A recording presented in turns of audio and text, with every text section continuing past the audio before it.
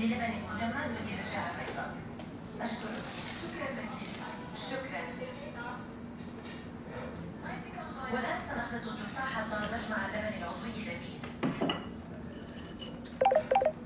شرائط الصواريخ مستخلص محنى مثالي جدا للحلويات. أضيف الفانيلا ليحصل اللبن المجمد على هشام جالي وقال لي على كل حاجة. احنا لازم نتقابل.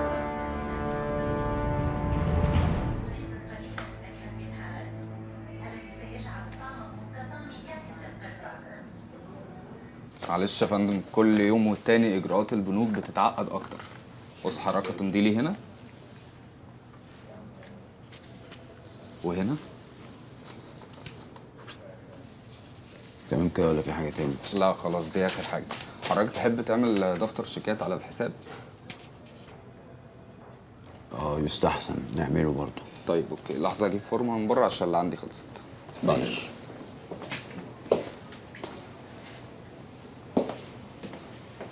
احسن انك تعمل دفتر شيكات عشان لو احتجت فلوس ما تفضلش رايح جاي على البنك. على فكره مش لازم تحط الفلوس كلها باسمي دلوقتي، نصهم هيقضي الغرض في الاول وكله هيبقى زي الفل. ليه يا هاني؟ هو انا لو طلبت حاجه منك مش هتجيبها لي؟ بيطولوا قوي هنا، انا ما كنتش عامل حسابي ان احنا نتاخر قوي كده. لا ان شاء الله يخلصوا بسرعه علشان نلحق نعدي على ماما قبل ميعادك. احنا لو اتاخرنا هنا مش هنلحق نروح لماما، انا عندي ميعاد مع سيد عشان نخلص موضوع المحل. وايه المشكله يعني اما تاجل مع سيد الميعاد تخليه بالليل؟ الدنيا مش هتطير تاني يا داليا. اجل الميعاد تاني، لو اجلته تاني هيقول عليا مش جد. خلينا نخلص بقى، وجات كتير ما تقلقيش، ولو خلصت بدري هحصلك على هناك.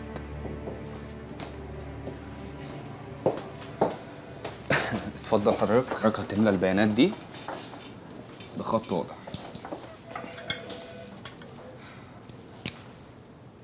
بس ده انجليزي. ماشي. اديني جيت اهو. مش قعدت تقولي يلا نتقابل؟ ها هتعمل ايه؟ هتقنعني انك تديله الفلوس؟ ممكن تهدي شوية يا لبنى؟ اهدي عشان نعرف نتكلم. يا كمال، لما تدي الفلوس لمراتك وبناتك ده موضوع تاني، لان هم عيلتك وملزومين منك، ده شيء طبيعي. انما انك تروح تدي الفلوس لواحد زباله زي ده فمش هيبقى لها الا معنى واحد بس، اني زي الستات اللي هو بيسرحهم دول. انت فاهم انا بقول ايه ولا لا؟ دفع ايه؟ مين جاب سيرة الدفع اصلا؟ الله، يعني انا جايبك عشان نقعد نتكلم مع بعض بالعقل، تقومي تسدي اي باب في وشي بكلامك الفارغ ده. عقل ايه اللي انت بتتكلم بيه؟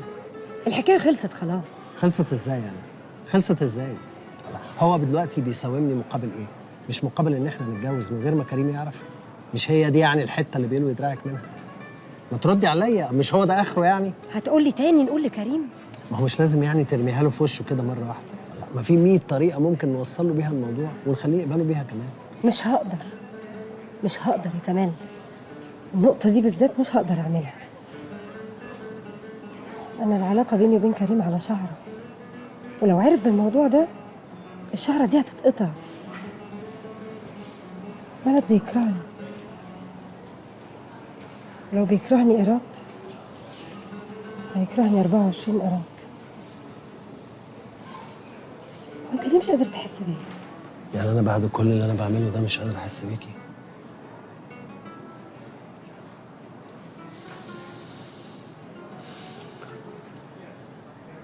انت ما بتحبنيش على فكره،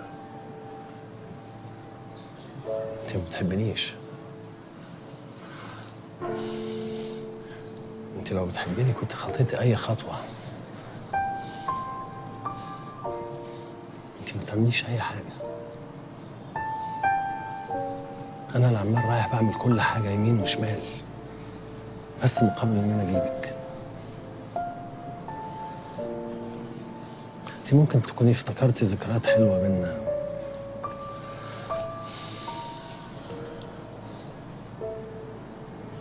ممكن اكون صعبت عليكي، صعبت عليكي عشان جيت لك وانا يائس. بس انت ما تحبنيش بجد، ايه اللي انت بتقوله ده يا كمال؟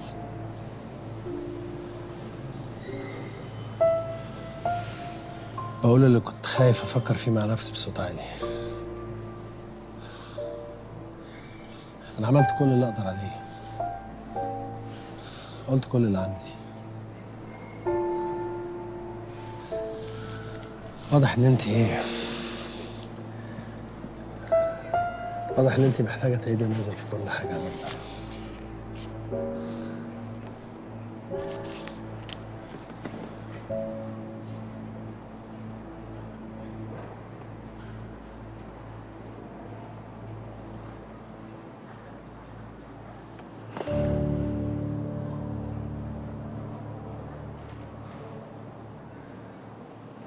يعني ايه كمان شهر؟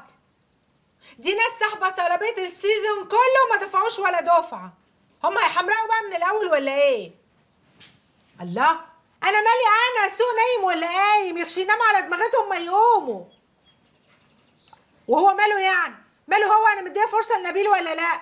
ده حاجة ما تخصوش. اسمع، قول لهم ينفذوا العقد بحذافيره وإلا هبعت لهم إنذار على قد محضر ونقضيها محاكم بقى. اف يا شوشو مالك متزربنه ليه؟ عايزه فلوس، عايزه 150,000 جنيه. كم؟ زي ما سمعت، كان جايلي طلبيه وما بعتوش الفلوس وعايزه اقبض العمال في المصنع. اتصرف بقى. اتصرف؟ انا اجيب لك اصلا 150,000 جنيه منين؟ ما انت عارفه اللي فيها. وعارفه ان شريكتك، وعارف انت كمان ان انا كان جايلي مصلحه قد كده جايلي منها فلوس وطارت بسببك. اتصرف بقى.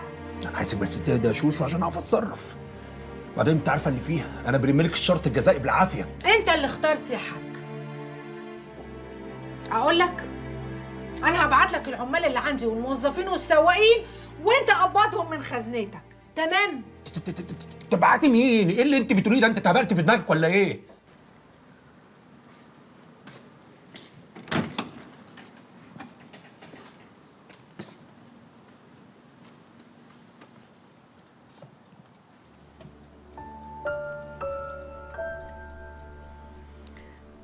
منيرة بتحضر السفرة، اخواتي كلهم موجودين بره.